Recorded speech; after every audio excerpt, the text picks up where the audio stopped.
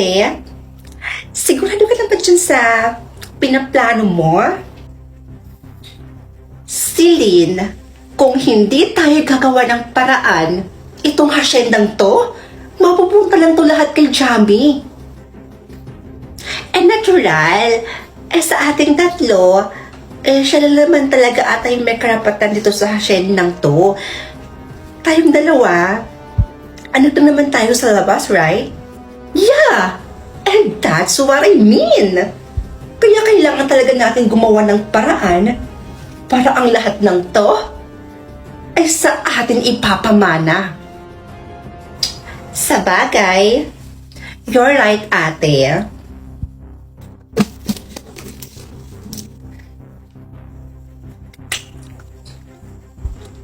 Jamie? Buhay ka? Anong pinagsasabi mo? I mean, di ba nawalan ka ng preno kanina sa pagmamaneho mo? Oo. Teka, paano mo nalaman? Yung driver mo, oo, tumawag siya sa akin kanina. Yeah. Oo nga nawalan ako ng preno kanina, pero naayos ko rin naman kaagad. Teka, ituro ko kaya sa inyo yun, para kapag sa inyo nangyari yun, alam niyo na yung gagawin nyo. Yes! Tama!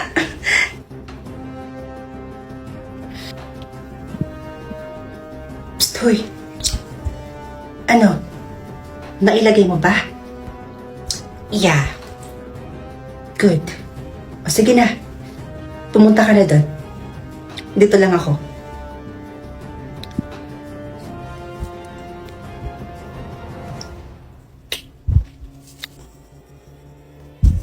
Hi, Jamie! Eto, pinagtimpla kita ng juice. I know kasi na pagod ka sa work, right? Ay, ito, mag-juice ka muna. Hoy! Para sa akin to? Grabe naman. Nag-abala ka pa talaga para sa akin. You know what? Masyado kitang na-appreciate ngayong gabi. Thank you so much, ha? O, ayan. Sabihin mo, you're welcome. You're welcome. O, lakad ka na pabalik dito. O, lakad ka na pabalik dito. Ha? Ha? What? Bugok! Halika na dito! Bruno? Bruno? Ano nangyayari sa'yo? Jamie? Anong nangyari sa aso mo?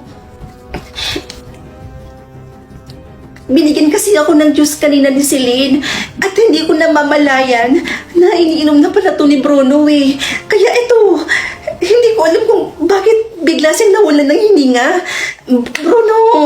Bruno! Kawawa naman si Bruno.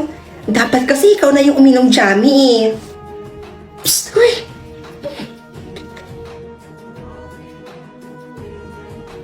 Oh, ate, paano na yan? Lahat ng plano natin sumablay. Baka hindi talaga natin mapapatalsik yung babaeng yan dito sa bahay. Huwag kang mag-alala. Meron pa akong last option. At sa pagkakataong ito, sinisigurado ko sa'yo na magtatagumpay na tayo.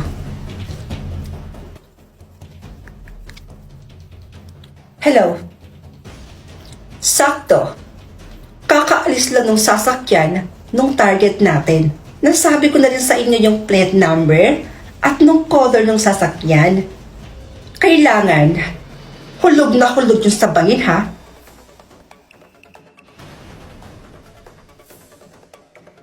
Ang talino mo talaga, ate.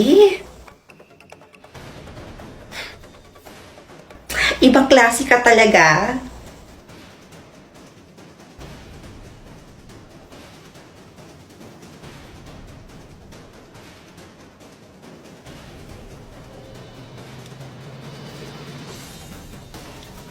Anong balita? Wala na? Siguraduhin yung wala nang hininga yan, ha? Good. Ate. O bakit? Ate, hindi ka maniniwala sa nakita ko sa kusina. Ano yun? Halika, sumama ka sa akin.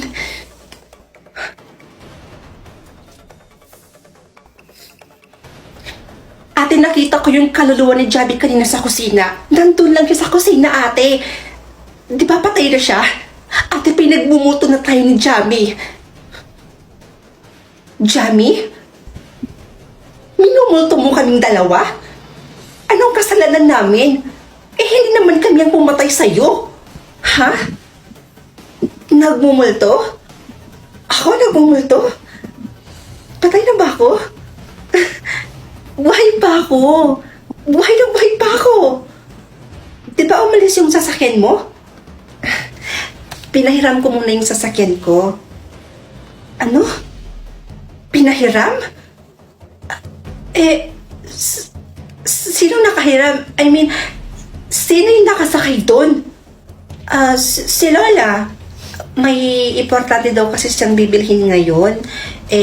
Hindi niya daw kasi magamit yung sasakyan niya kasi nagka-aberya daw. Kaya ayun, pinahiram ko na lang siya ng sasakyan ko. Tsaka tamang-tama lalabas din naman siya ngayon. Pinasama ko na lang sa kanya si Bruno. Kung hindi ikaw yung nag-drive, sino yung nag-drive? Sino nag-drive ng sasakyan mo? Hindi ba nabanggit sa inyo? Si tita yung nagda-drive? Yung mama niyo? What?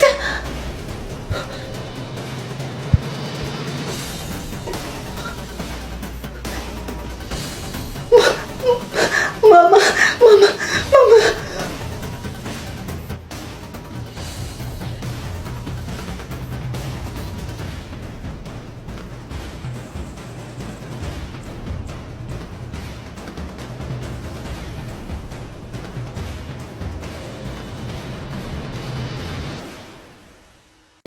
Sige lang, babay na.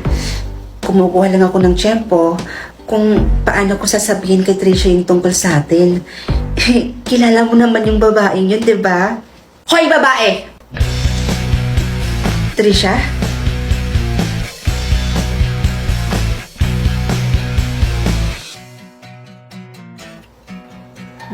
Bes? Wow! May gana ka pa talagang tawagin akong Besh? Pagkatapos ng mga nalaman ko? Ano? Anonas? Sige nga! Mag-explain ka! Sabihin mo sa akin kung bakit may tinago sa akin ng lahat ng to? Ha? Wala kang balat para sabihin sa akin ng lahat? Oh, tutuwa ka lang dyan? Hindi ka magsasalita? Sabi ko sumagot ka. Sagutin mo lahat ng tinatanong ko sa'yo. Sumagot ka ano? Hindi ka sasagot? Sasagot ka o kakalbuhin kita? Bes, ngayon lang talaga naging kami. Aba, sumasagot-sagot ka pa. Sabi mo kasi sumagot ako eh. Ito talaga? Mga agaw ka? Ay, grabe yung reaction ah. Bes, dati ka bang aso? Lo? Grabe siya oh. Porket naka-jackpot ka. Sus, swerte mo lang. At malas ko naman. Bes, maging masaya ka na lang kaya para sa akin. Ito naman, parang hindi kaibigan. Sige na, sorry na kasi. Peace na tayo. Ano pa bang magagawa ko? Naunahan mo pa akong magka-boyfriend eh. Sus, di maghanap ka na rin ng magiging boyfriend mo. Besh, gustuhin ko mang maghanap. Saan naman ako maghahanap, no? Saan pa ba? Dun sa OFO app. Ay nako, Besh, imposibleng wala kang mahalungkat na mga pogi doon. Sa ganda mong yan? OFO app? Yes, bes! OFO app! Alam mo, dyan sa OFO app, bes, paniguradong hindi ka talagang mabuboring dyan. Kasi kung gugustuhin mo, marami ka talagang makakausap dyan, bes. At eto pa, alam mo ba, maraming gwapo, cute, chinito, magaganda. Like, alam mo, yung lahat ng gusto mo, lahat ng hinahanap mo, nasa OFO app na yun lahat, bes. Talaga ba? Ang ganda naman ng OFO app na yan. O sige, gagamit na rin ako ng OFO app, bes. At hindi ako papayag na hindi ako magkaka-boyfriend dito mismo sa OFO. Ano to? Ikaw lang yung pwedeng magka-boyfriend? No! Hindi ako papayag na ikaw lang ang magkaka-boyfriend sa ating dalawa. Never! Go ka na, bes! Para hindi ka na maging feeling sad dyan, no? Para hindi ka na din maging feeling sawi. Kala mo naman naging girlfriend. Lo? Oo na, besh. Oo na. Oo na, ikaw na. Ikaw na talaga. Oo, nasa iyo na ang corona. Kapal. Porket nagka-boyfriend lang. Bahala ka nga dyan. Pag ako talaga nakahanap ng boyfriend dito sa OFO, kukugutin ko yan kifay mo. Bye! Loka-loka talaga tong babaeng to.